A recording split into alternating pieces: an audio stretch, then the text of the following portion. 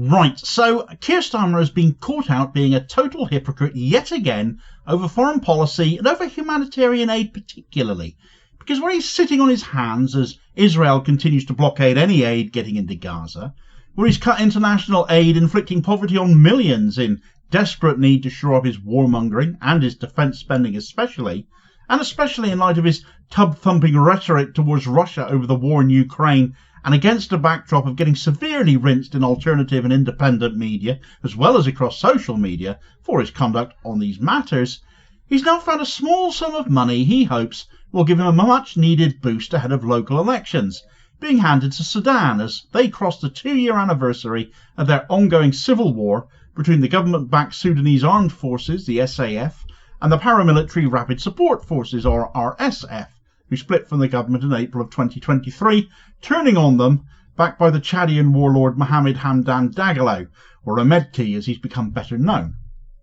Starmer has managed to find, for a nation where some 12 million people, equivalent to roughly a fifth of the entire UK population, have been displaced, the largest displacement of people on the planet right now, despite how little media attention this war has garnered, a paltry £120 million. But worse, the UK is, like Israel and Gaza, complicit in this civil war as well. And instead of gaining a humanitarian win, Starmer has instead shone a light on even more UK-backed atrocity, which, like Gaza, has historical as well as current precedent. Right, so the British government of Keir Starmer, his government as he likes to call it, nauseatingly so perfectly reasonable to place blame where it is due, therefore, squarely on him by his own words, announced a £120 million aid package to Sudan, torn apart by civil war, now entering its 3rd year. Now, on the face of it, this is an entirely welcome move. There is surely no such thing as bad humanitarian aid, and this was presented as a gesture of international solidarity with a suffering population. But this is Keir Starmer we're talking about.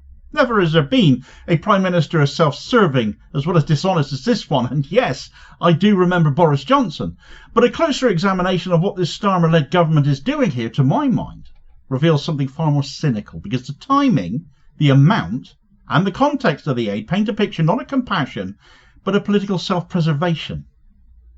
This is a paltry sum that will not go very far at all, will rapidly be swallowed up.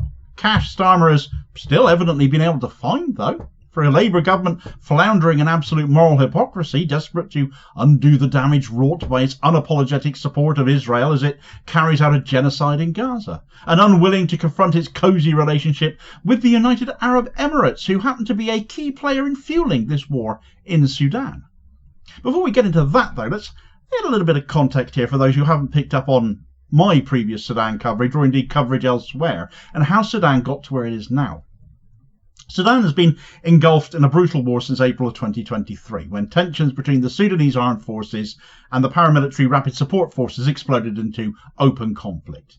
The RSF are basically the modern face of the Janjaweed militias responsible for historic atrocities in the Darfur region of Sudan in particular, and they have, since civil war broke out, unleashed a campaign of terror that has included rape, mass killings, looting and ethnic cleansing. The humanitarian consequences have been absolutely staggering. Over 12 million people displaced, famine-like conditions in multiple regions affecting half of Sudan's 50 million strong population, and a breakdown of essential services, including healthcare, water and sanitation. So many parallels to Gaza, you could say, therefore. But this is on a much larger scale. An example of the latest atrocities happening out in Sudan, reported on just this week, was at least 30 civilians having been killed in Al-Fasher in Darfur by RSF fighters once again. Yet Sudan's suffering has remained largely absent from Western media headlines, dwarfed in the news by the war in Gaza. The UN describes Sudan as the site of the largest civilian displacement crisis on the planet, and yet the West has offered mostly only silence on it. I can only assume it's because Israel is an ally of the West, seen as an asset to the West, and news has had to be spun in the West in their favour. But no such alliances exist in East Africa, and when it does get some attention, it ends up being due to performative gestures like Starmer's latest aid announcement.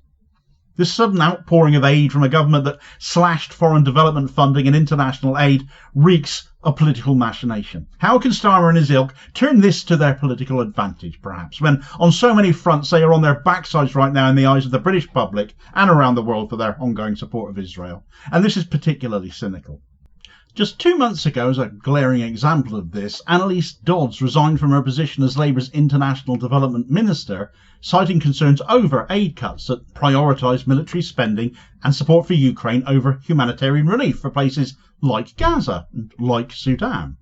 Now faced with growing public outrage over Labour's unwavering support for Israel during its genocidal war in Gaza, Starmer has magically found some cash. The magic money tree does exist. It's called the Bank of England, of course. It always has existed. They will create however much money is needed, which is why there is always money for war, as an example. And Starmer seeks redemption and through a conveniently timed aid package to another war zone, in a way celebrating the anniversary of 2 years of it going on, which is a bit on the perverse side, frankly.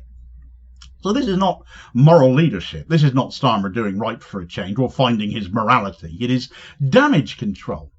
British citizens are incensed by Starmer's refusal to condemn Israel's actions, refusal to call it a genocide, amongst many other reasons, and are not going to be fooled by this thin veneer of humanitarianism he's putting on display now.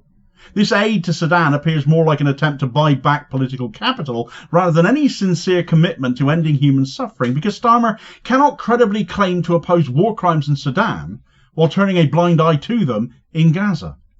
The hypocrisy is as staggering as it is insulting. And the hypocrisy deepens even further than just the more obvious point of saying, what about Gaza here as well? The RSF turning on the government didn't happen without backing, and so let's consider the role of the United Arab Emirates in the Sudanese conflict, a Middle Eastern Arab nation that right now seems to be making more and more of a habit of late of getting on the wrong side of conflicts, the wrong side of arguments. According to reports presented to the International Court of Justice, because Sudan has dragged the UAE to the World Court, just as South Africa did with Israel, Sudan has accused the UAE of being a driving force behind the genocide occurring within its borders, citing the Gulf states' military and financial support for the RSF. And this was just 2 weeks ago. Yet have you heard anything about it? Activists and pro-democracy groups have been taking to the streets across Sudan, the capital of Khartoum notably, calling for a boycott of the UAE for its destabilising actions. Middle East Eye covered a BDS-style initiative against the UAE at that. An excerpt of their coverage reading, Gaida Hamdan, a founder of the Instagram-based For Sudanese Liberation, recently launched the Defund the UAE, DF-UAE initiative. She told MEE a major target of the campaign is making sure that people are just not going to the UAE, a popular tourism and business destination. Hamdan was amongst the activists who campaigned extensively on social media to pressure rapper Macklemore to cancel his Dubai show last year. The American musician, who has been vocal in his support for Palestine since the start of Israel's war on Gaza, cancelled his support in August in solidarity with the people of Sudan and to boycott doing business in the UAE. His widely read social media statement was edited by Sudanese activists, including Hamdan. At the moment, there was a lot of hype, Hamdan said. However, despite what she described as a domino effect of increased awareness on social media, she added that with things like this, it's like people kind of forget and move on. Such is the problem. People do move on unless we keep on talking about it. So we have to keep bringing attention to the ongoing atrocities, be they in Gaza or Sudan or elsewhere, holding those behind them, those backing them, to account. Which does now bring us back to Keir Starmer, because we need to look at his aid package now, set against the UAE support for the RSF. You see, last year, back in December, Starmer was in the UAE, seeking trade deals and investment opportunities and lauding the very regime that at that point had been fueling the violence in Sudan for a year and a half. This is also the same UAE that has openly opposed Palestinian independence and backed the Trump plan to expel Gazans from the Gaza Strip, claiming this to be unavoidable, though when that won considerable backlash, they did backtrack on that statement somewhat. It's the same UAE that is now aiding a paramilitary group accused of genocide in Sudan. That Starmer, a former human rights lawyer as we know him to be, sees no issue with this, tells us everything about the moral compromises he is willing to make for the sake of a deal. Trade between the UK and the United Arab Emirates coming in at roughly £23 billion a year. So put that £120 million aid package for Sudan in context of that.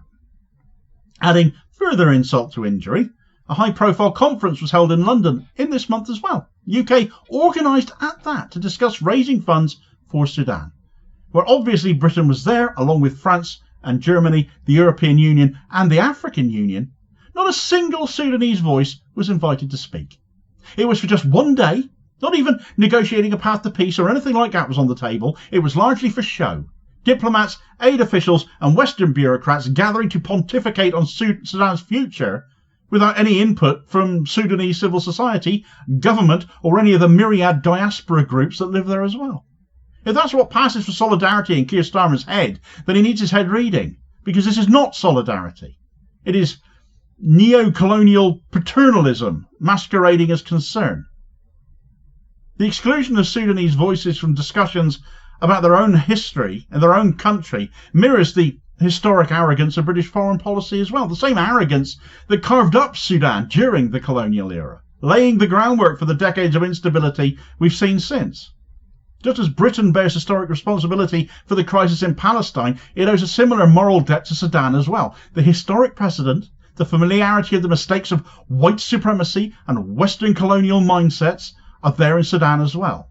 They made the mistake of creating Israel out of land belonging to the Palestinians. Same thinking, same mistakes. But under Starmer, the UK has chosen to prioritise arms deals and trade partnerships with repressive Gulf monarchies over justice for the victims of wars that they actually help fuel. So Starmer's willful blindness to genocide is utterly inexcusable and unforgivable, and again we can point to not just what he is saying and doing in the here and now to back that up, but his conduct in the past showing the scale of his hypocrisy as well. In 2014, back working as a barrister following his time as Director of Public Prosecutions, he played a leading role in a case that labelled Serbian actions in Croatia as a genocide. He knows what genocide looks like, and yet today, still, he refuses to utter that word in relation to Gaza, despite overwhelming evidence presented by human rights groups and legal scholars. His refusal to name Israel's crimes for what they are, crimes against humanity, calls into question his morals and ethics and his own fundamental belief in human rights, despite his previous career.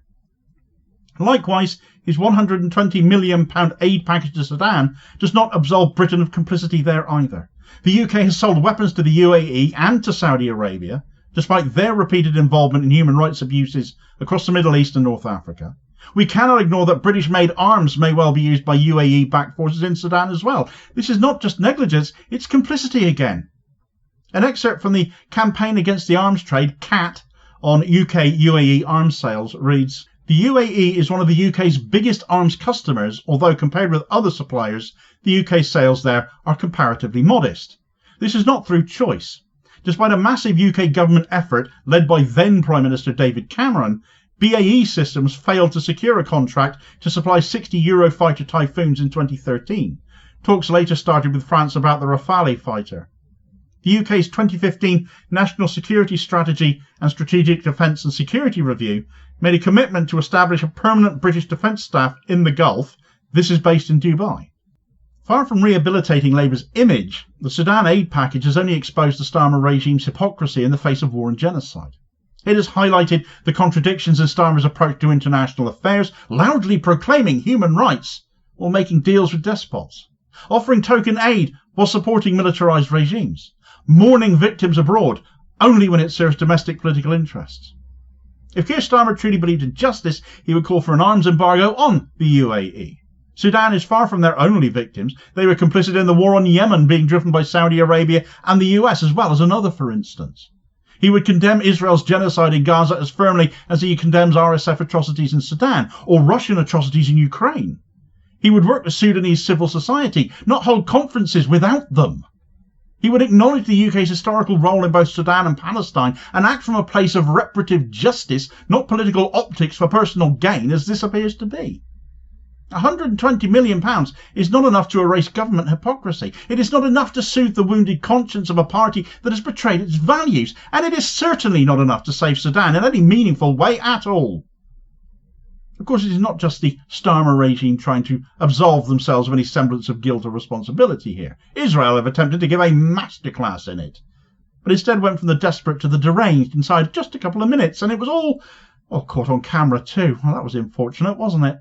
Watch the clip and get all the details of Israel's ongoing attempts to pretend it has any kind of justification to commit genocide, and this video recommendation here is your suggested next watch. Please do also hit like, share and subscribe if you haven't done so already, so as to ensure you don't miss out on all new content published daily, as well as supporting the channel at the very time, which is very much appreciated, holding power to account for ordinary working class people, and I'll hopefully catch you on the next vid. Cheers folks.